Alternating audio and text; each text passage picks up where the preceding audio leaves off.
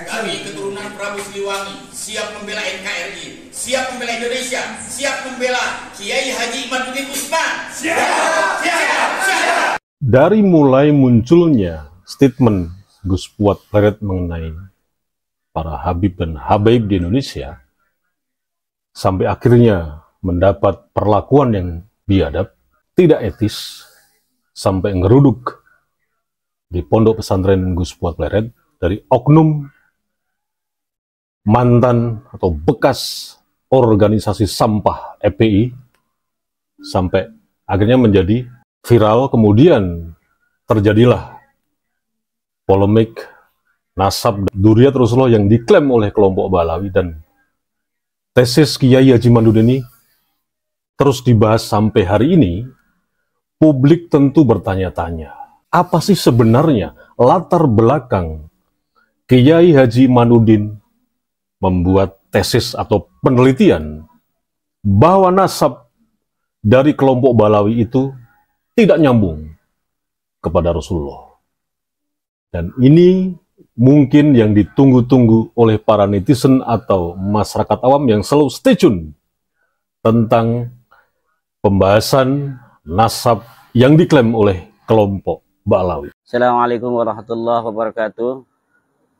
Terkait adanya permintaan dari beberapa lora, beberapa gus yang ada di Jember tentang pertanyaan apa yang melatar belakangi saya di dalam penelitian tentang nasab para habaib, maka dapat saya jawab bahwa yang melatar belakangi saya di dalam meneliti nasab habaib ini adalah ketika adanya fenomena-fenomena di depan publik, pengakuan-pengakuan dari seseorang yang mengaku sebagai keturunan daripada Kanjeng Nabi besar Muhammad sallallahu alaihi wasallam. Baik ketika berceramah ataupun dalam kesempatan-kesempatan wawancara, atau juga saya pernah lihat di dalam sebuah sidang pengadilan di mana ada seseorang yang mengaku sebagai keturunan Rasulullah bertanya kepada seorang kiai yang menjadi saksi, apakah Nabi Muhammad itu adalah kakek ane atau kakek ente? Ada juga penceramah yang menyatakan di dalam ceramahnya bahwa di dalam tubuhku mengalir darah Rasulullah SAW. Sementara menurut hemat kami, antara pengakuan dengan akhlak-akhlaknya tidak linier. Ada jauh panggang daripada api antara pengakuan sebagai keturunan Rasul dan akhlak-akhlak yang dicerminkan juga dari gaya di dalam berdakwah yang tidak mencerminkan kasih sayang seperti yang dicontohkan oleh Rasulullah Sallallahu Alaihi Wasallam di dalam berdakwah.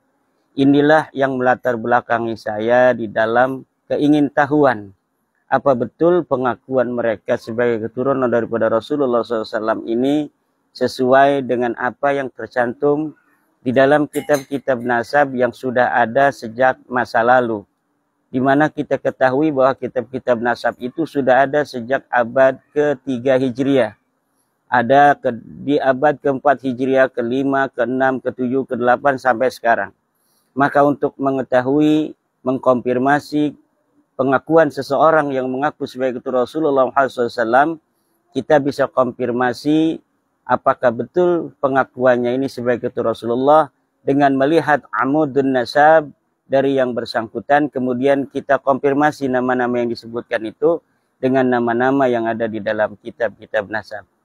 Demikian yang dapat saya jawab dari pertanyaan apa yang melatar belakangi saya di dalam penelitian tentang nasab habaib di Indonesia ini. Terima kasih. Wallahu huwal muwaffiq ila aqwamit thoriqin. Wassalamualaikum warahmatullahi wabarakatuh.